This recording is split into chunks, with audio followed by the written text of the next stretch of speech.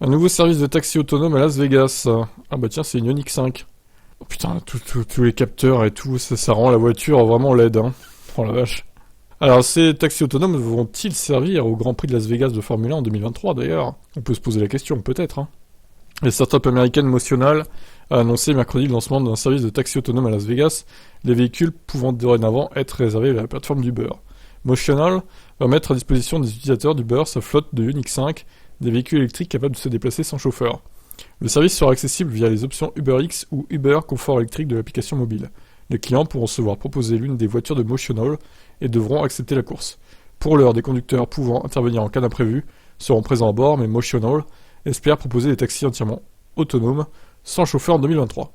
Uber Emotional, une co-entreprise fondée par le constructeur automobile sud-coréen Hyundai et l'équipementier américain Aptiv, ont signé début octobre un partenariat de 10 ans visant à déployer des taxis autonomes dans plusieurs villes américaines. Après Las Vegas, l'objectif est de lancer un service similaire à Los Angeles. Depuis mai, Motional y propose déjà des livraisons autonomes pour les clients de la plateforme de commande de repas Uber Eats. Uber a également signé en septembre un accord de 10 ans avec Nuro, un autre spécialiste des véhicules autonomes, pour développer les livraisons de nourriture sans chauffeur à Houston, Texas et Mountain View, Californie. De son côté, Motional s'est aussi associé à Lyft, le principal rival d'Uber aux US, pour des projets de taxi autonomes. Un lancement grand public est prévu à Las Vegas l'an prochain, et un autre doit avoir lieu à Los Angeles sans qu'une date n'ait été avancée.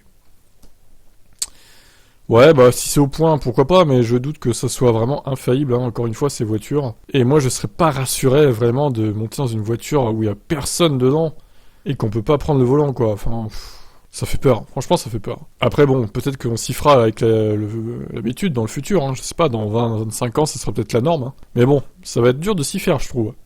Personnellement, allez, ciao.